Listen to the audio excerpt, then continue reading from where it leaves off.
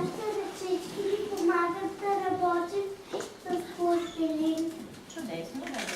Нашите ръчички ни помагат да правим пластилин и да работим с пластилин, да правим сърца, слънцата и зубки от пластилин. Разбира се, Валентин, какво още?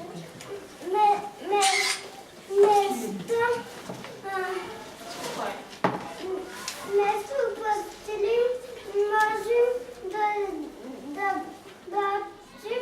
Да работим какво?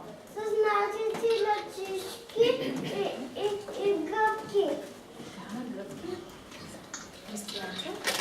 Може да правим нашите ръчички апликации. Разбира се, апликация. Виждам, че Марти и той дига ръчичка. Кажи, Марти. Ние можем да и пием с нашите ръчички. Точно така. Виждам, че много неща сме научили от миналата седмица. Сега трябва да благодарим на нашите ръчички. Много станете правички. Нека нежно ги погадим за това, че ни помагат толкова много. Седете. Нашите кръченци ни помагат да се движим. Какво ще можем да правим с тях, Миленко? Можем да тропаме. Разбира се. Криси? Какво правим с кръченците? Кристиян, какво правим с кръченци? Нищо, аз не изпитвам само децата, които вдигат. Изпитвам всички. Точно така бягаме. Иванка? Нашите кръченца можем да вървим Да, Ина? и да скачаме. Добре, Никола? И да излитаме. Така, много неща можем да правим с нашите кръченца. Станете сега и много шумно ритайте, скачайте, тропайте, много! А сега много тихо и безшумно. Тихо и безшумно. Безшумно, безшумно, безшумно. Да не чувам, тихо. Тихо. Чудесно. Ето така им благодарим и го застрижаме. Ние сме едно голямо споделено семейство. Заедно споделяме преживяванията си, обсъждаме постъпките си. Научаваме много за света около нас и всичко това правим без да се наблюдаваме и без да се обиждаме. Станете сега, ако обичате още веднъж, почнете другарчето вляво и надясно. Нещо да погалете по главичката, за да му покажете колко го обичате и уважавате. Благодаря ви. Седнете сега. Искам да внимавате, защото сега ще чуете нещо. Какво е то? Сега ще разберете. Слушай. Какво е това? Валерий?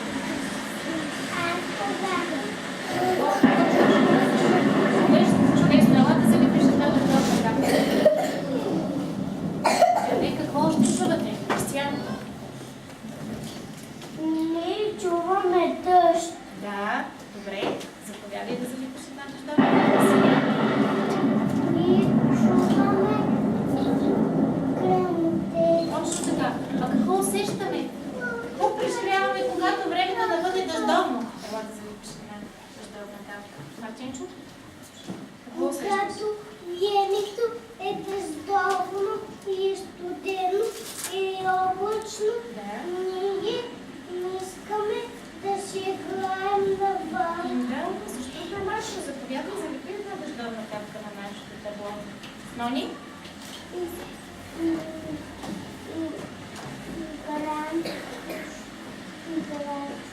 Защото да бъде много, много мокро. Заповядай да залепиш една дъждовна капка. Никола? И как се чувстваш, когато да бъде такова дъждовно време? Добре, разбира се, и аз се чувствам зле. Честната съм. Даже мога да кажа, че и много ми се приспива, когато бъде на памет. И аз да по една дъждовна капка. Милечо?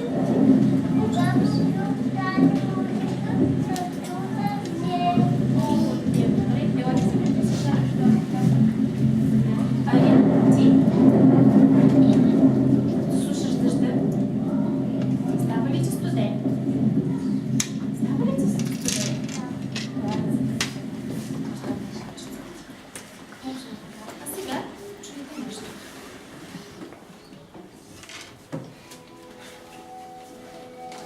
слушайте внимателно.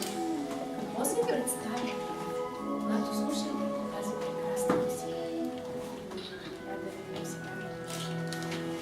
Вики? Ако чуя тази музика, ми става мясно. Слушай музика. Нещо обратно на мрачно. Вика? Ина? Когато чуя тази музика, се чувствам прекрасно. Така, Нони? И искам да излизам навън. Да, и аз. Мартинчо? Мога да видам Бога. Разбира се. Нещо прекалени? Аз, когато имам слънце навън, мама ме изкарва навън да си играя с децата на парка. Разбира се, може да играем Ивона. Аз като чуя тази музика ми става топло. Чудесно. Още някой Криско? Също може да играем навън и на тази колело и да си подаваме Много тока. работи може да правим, Мони. Аз когато чуя тази музика, се чувствам много добре и се изказвам навън. Сега с А някой чувства ли се много усмихнат, Ленчо? аз когато чуя тази музика, съм умисна. Здраво. Да сложиш сега да бъде едно усмихнато голямо слънце.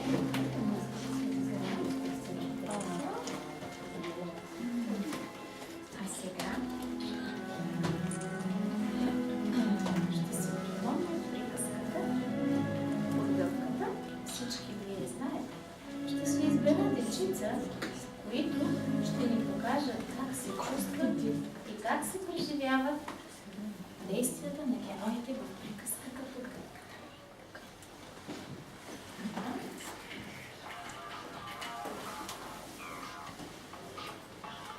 Нека при мен да дойде Миленко, Ивонка, Ина, Вики, Нои, Мартинчо. Още някой да не съм пропуснала. Така, Габи. Така. Слушайте сега.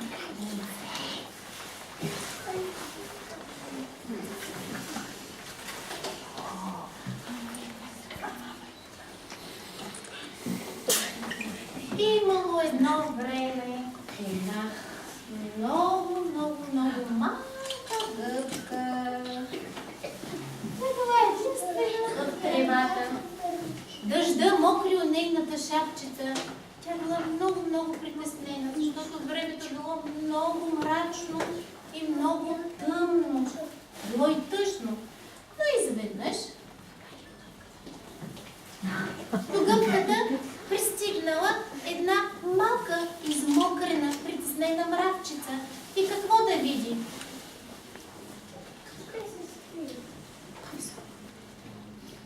Ще се скрия тук, да съм още да ми се пълно. И мравчицата клекнала и се скрила от шапчицата на тази малка гъбка. Виждаш ли? Дъждът валял.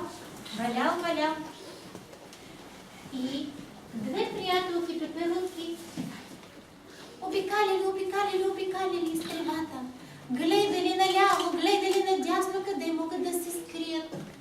И хоп, стигнали до гъбката, погледнали, че там е скрита една мравчица и попитали. Моля те, мравчице, пусни ми под гъбката. И дружелюбната мравчица какво да прави? Направила и място, и те влезли под нейната шапчица, която ставала все по-голяма и по-голяма. Изведнъж по пътечката се задала една много мокра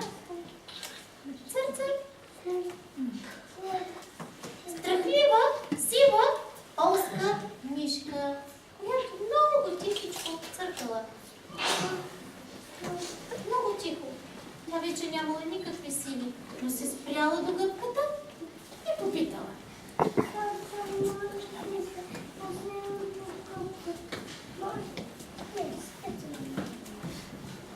Дружелюбната мравчица и нейните приятелчета пускали да се скрият от гъбката. След време дъждът спрял, гъбката станала много голяма, защото топлите лъчи на слънцето угарели нейната шапчица. И след малко пак се чул гръм, завалял още по-проливен дъжд и до гъбката измокрено, притеснено, долетяло с мокри крилца едно безпомощно гръбче.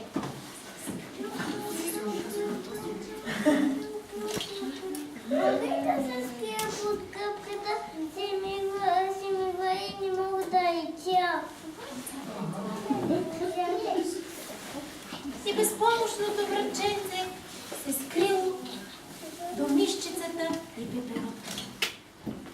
Не щеш ли по пътечката едно сиво, бяло, скотливо зайче, оплашено от нещо, се спряло до гъбката и тревожно казало.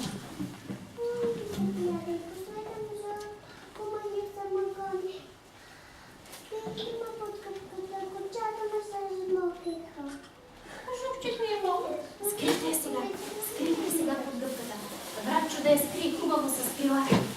Виждам, че Комалиса се задава по пътечка. Скрийте.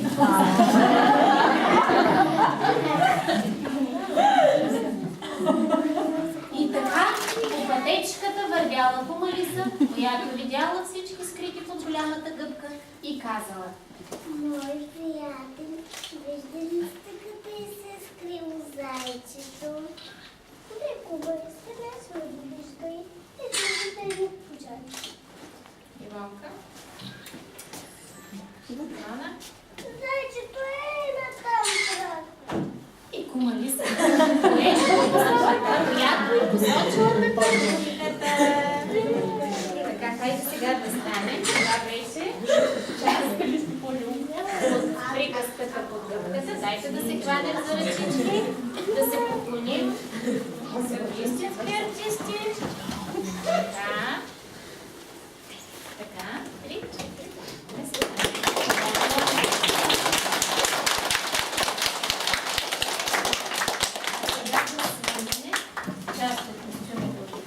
Скрити зад парадна. И да продължим, като всеки герой сложи своя герой под голямата гъбка, която е обрязана от лъчезарното, усмихнато слънчице. Ивонка, ела да си сложиш героя. Нони, ела да си сложиш героя. Да, мравчицата. Къде отиде мравчицата? Мартинчо? Зайчето? Всички да си сложат героите? Така, подредете сокола там под гъбката. Точно така. Вижте колко много герои се събраха. А сега искам да ви попитам нещо. Комалиса, слушай се и така. Края. Сега Меленка, добре. Тук е добре. Тук. Така, десно. Искам да се попитам сега. Тъй като Комалиса в приказката постъпва зле. Аз ви предлагам да й помогнем, защото не е хубаво това да се постъпва. Искам да си помислите как можем да й помогнем на Комалиса. Тя да търси Зайко за нещо добро. Но може да е то. Сега ще помислите и ще ми отговорите. Искам? Могат да се играят заедно на пясъка и вкъщи. Да, разбира се, за игра го търси. Добре, чудесно, Симеон. Комалиса търси зайчето да го почерпи с бомбона. Могат да отидат и на кино да идат и пукат. Нони? Могат и да ги поканим на вечера и да се оженят.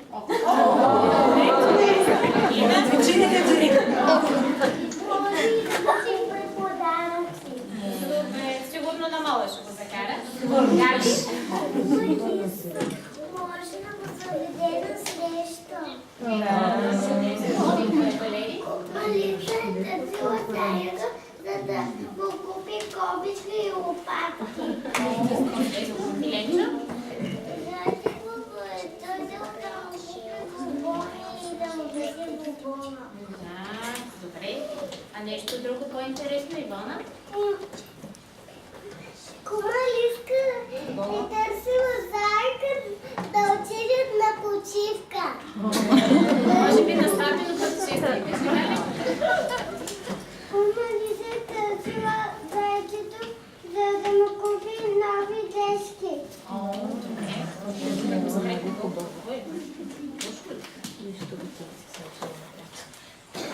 Кристиян да чуем и продължаваме по-нататък. Криско?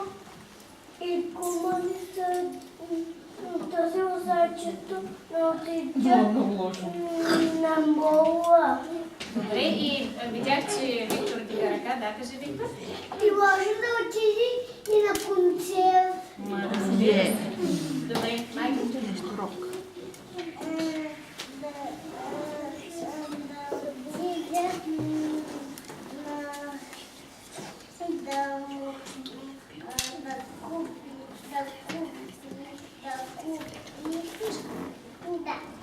Пепи? О, чудесно. Виждам, че имате много предложения. Благодаря ви. Помогнахме на Лиса. А на гъбката, кой помогна деца? Марчинчо? На капката е помогнал дъжда, чуланчето и ценни вещества, и минерали и витамини. Къде се намират тези ценни вещества, минерали и витамини, Миленчо Зидаров? Те се намират в пръста. Точно така, благодарение на тях, гъбката се изхранила. И не само тях, ние сме говорили всички растения. Криско, ти какво искаш да допълниш? И помогнало и слънцето. Той каза, Марчинчо, всичко е изрито, да. Така, а на животинките кой помогна? Кажи, Марко. Гъбката помогнала. Точно така, гъбката. Всеки човек има нужда от помощ, от приятел, за да споделя радостни и тъжни моменти. А сега аз ви предлагам да станете правички, момиченцата да се сложат гъбчиците, шапчиците, гъбчици на главичките. Така, готови ли сме? Кой чакаме? Така. Сега започвам.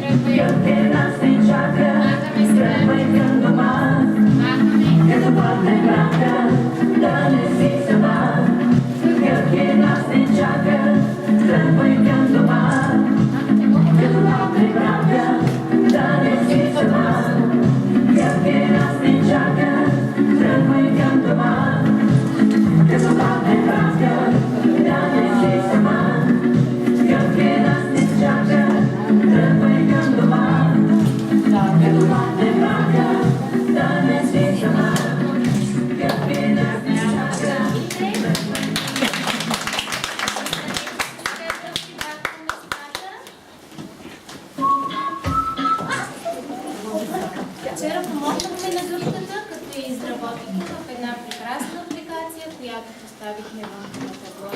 А сега ще изпеем любимата песничка за слънцето.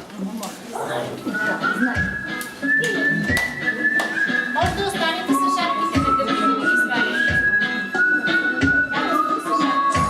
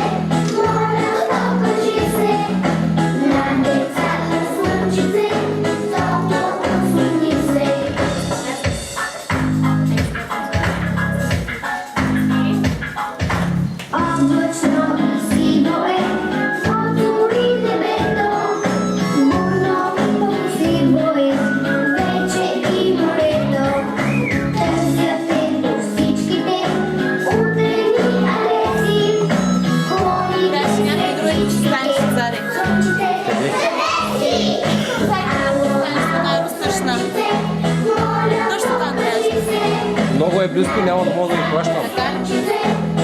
Аз не съм по-назад.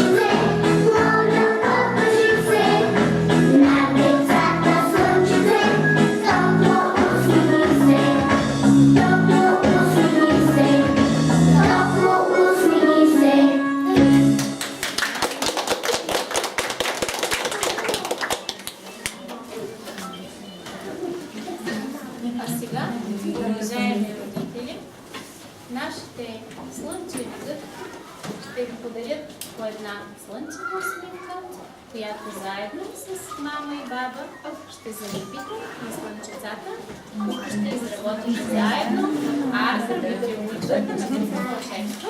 Сега нашите помощнички ще раздадат на децата по една слънчева усмивка. Децата ще дойдат при вас. И когато всички са готови, ще започнете работа.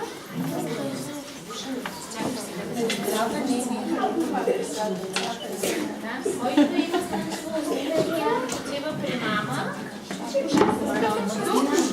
И затова така сме ги